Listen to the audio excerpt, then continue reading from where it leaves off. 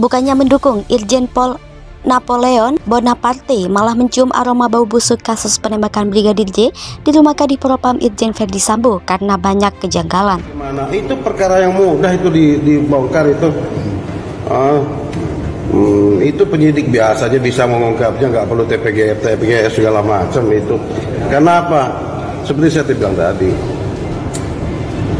publik saja sudah mencium hal-hal yang tidak pas, yang tidak ini gitu kan. Mari kita kembali jujur aja, kita sampaikan apa adanya, sudah apa adanya. Kenapa? Tidak ada yang bisa tertutupi dengan baik. Pasti satu terbuka. Orang-orang yang berbicara di publik, ya, pada saat menyampaikan pernyataan apapun, itu mempertaruhkan integritas dirinya. Ya, saya kira tim sudah bekerja. Tim gabungan sudah dibentuk. Nah, tentunya nanti rekomendasi tim gabungan ini akan menjadi salah satu yang kita jadikan untuk bahan saya untuk mengambil kebijakan-kebijakan lebih lanjut. Tentunya kita juga tidak boleh terburu-buru dan yakinlah bahwa tim gabungan ini adalah tim profesional karena dipimpin langsung oleh Pak Wakapolri dan Irwasum serta teman-teman dari Kompolnas serta Komnas HAM. Jadi saya kira beliau-beliau cukup kredibel. Maka sesungguhnya kasus ini nggak akan terlalu sulit. Jadi buang-buang energi negara yang sangat besar, mendeploy mendeploy Komnas HAM, kemudian juga supervisi Kompolnas dan lain sebagainya. Tetapi dugaan saya karena temboknya tebal, ya kan, maka Kapolri memerlukan sebuah tim yang betul-betul bisa menembus tembok itu. Apakah barang-barang bukti semua itu bisa dikumpulkan atau malah seperti biasanya dalam kasus sebelumnya, barang buktinya itu tidak ada. Misalnya CCTV mati, handphone pelaku tidak ditemukan, handphone korban tidak ditemukan, dan lain sebagainya. Untuk dicek komunikasi apa yang terjadi misalnya. Irjen Napoleon Bonaparte mencium bau kebusukan di kasus polisi tembak polisi yang menewaskan Brigadir J di rumah Kadif Propam Irjen Pol Verdi Sambo. Mengutip berita jakartapusKota.go.id, mantan Kepala Divisi Hubungan Internasional yang dikenal tegas ini pun menyebut terdapat kejanggalan dalam kasus tersebut. Salah satu kejanggalannya ialah CCTV di sekitar lokasi yang mati saat peristiwa terjadi. Bahkan pihak keluarga Brigadir J yang sempat dihalangi saat hendak melihat kondisi almarhum di dalam peti. Irjen Napoleon Bonaparte secara blak-blakan menyebut kasus itu merupakan kasus yang skenarionya abal-abal atau rekayasa abal-abal. Bahkan Irjen Napoleon Bonaparte menyebut bahwa bau busuk dari kasus itu akan segera tercium. Video pernyataan Irjen Napoleon itu diunggah oleh pengguna Twitter dengan akun @lelakisunyi. Napoleon pun menyampaikan bahwa kasus ini semakin menurunkan integritas kepercayaan publik terhadap proses penyelidikan. Pantau permintaan penonaktifan Kadif Propam Polri Irjen Verdi Sambo terus berdatangan. Kali ini berasal dari Guru Besar Politik dan Keamanan Universitas Padjadjaran Bandung, Muradi.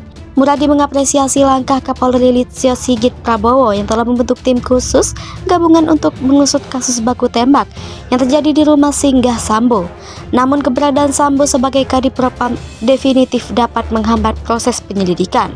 Sebelumnya Indonesia Police Watch juga meminta Kapolri menonaktifkan Sambo dari jabatannya. Permintaan itu disampaikan agar terbongkar kejelasan motif pelaku pembunuhan yang menewaskan sesama anggota Polri. Seperti diketahui, terjadi baku tembak antara Baradae ajudan Sambo dengan Brigadir J, sopir istri Sambo. Baku tembak terjadi di rumah singgah Sambo pada Jumat 8 Juli 2022 sore. Insiden intimidasi dialami dua jurnalis dari detik.com dan CNN saat meliput di sekitar rumah dinas Kadif Propam Polri Irjen Verdi Sambo di Kompleks Polri Duren 3, Jakarta Selatan, Kamis 14 Juli. Lokasi ini beberapa hari ini disorot karena kasus polisi tembak polisi yang menewaskan Brigadir Nofriansyah Yosua Huta Barat. Diketahui 3 orang pelaku yang melakukan intimidasi adalah anggota Propam Polri saat kejadian. 3 oknum tersebut berkaos hitam dengan perawakan tegap dan berambut cepak, diduga memaksa untuk menghapus foto dan video hasil liputan. Saat itu, kedua wartawan tersebut baru saja dari rumah Ketua RT setempat Maijen Pol Seno Soekarto dan mencari seorang saksi bernama Asep, seorang petugas kebersihan. Di tengah wawancara dengan Asep, 3 orang berbaju hitam itu langsung mengambil handphone kedua wartawan tersebut dan menghapus foto hingga video. Tas keduanya juga digeledah. Polri dan Dewan Pers pun akhirnya buka suara terkait kasus intimidasi ini. Kuasa hukum Irjen Verdi Sambo sambangi Dewan Pers. Buntut insiden intimidasi kepada 2 wartawan Detik.com dan CNN, tim kuasa hukum Irjen Verdi Sambo mendatangi Dewan Pers Jumat 15 Juli pagi. Dari buku tamu, diketahui kuasa hukum Irjen Verdi Sambo diwakili Arman Hanis dari Hanis dan Hanis Advocates. Kedatangan mereka disambut Ketua Komisi Pengaduan dan Penegakan Etika Pers, Yadi Hendriana. Ia meminta awak media untuk keluar dari ruangan sebelum pertemuan berlangsung, dan hasil pertemuan baru akan dijelaskan saat konferensi pers. Dewan Pers buka suara. Ketua Komisi Pengaduan dan Penegakan Etika Pers, Dewan Pers, Yadi Hendriana OTK, memastikan tindakan intimidasi ini bukanlah suruhan pihak kepolisian. Informasi ini ia sampaikan usai mendapat informasi dari Mabes Polri. Yadi mengatakan belum mendapat informasi lain terkait intimidasi ini. Ia juga mengingatkan wartawan bekerja dilindungi undang-undang dan intimidasi jelas tidak dibenarkan. Media diimbau muat sumber resmi pada kasus penembakan di rumah Irjen Verdi Sambo. Yadi meminta jurnalis dan media mengutip keterangan dan sumber resmi dari pihak kepolisian terkait kasus penembakan yang terjadi di rumah Kadif Propam Polri Irjen Pol Verdi Sambo. Himbauan ini untuk mengantisipasi melebarnya dugaan dan spekulasi di kasus penembakan tersebut. Yadi meminta media tidak mengorek informasi lebih lanjut mengenai kasus ini dari pihak-pihak yang tidak terlibat langsung, sehingga media tidak memuat spekulasi tanpa konfirmasi.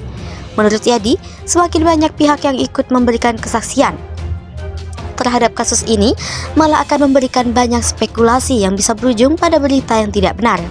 Namun Yadi tidak merincikan batas-batas siapa saja pihak yang boleh diwawancarai terkait kasus ini, seperti saksi mata di sekitar kejadian. Polri minta maaf. Polri pun akhirnya meminta maaf atas insiden intimidasi yang dilakukan 3 anggota Propam Polri terhadap 2 jurnalis Detik.com dan CNN. Permintaan maaf diungkapkan Kadif Humas Polri Irjen Pol Dedi Prasetya saat pihak Polri menggelar audensi di Mabes Polri, Jakarta Selatan, Jumat 15 Juli bersama pimpinan media kedua wartawan yang menjadi korban intimidasi. Dedi memastikan pihak Polri menyesal atas adanya anggota yang melakukan tindakan intimidasi terhadap jurnalis. Menurut Dedi, hal itu tidak sesuai dengan arahan Kapolri Jenderal Listio Sigit Prabowo.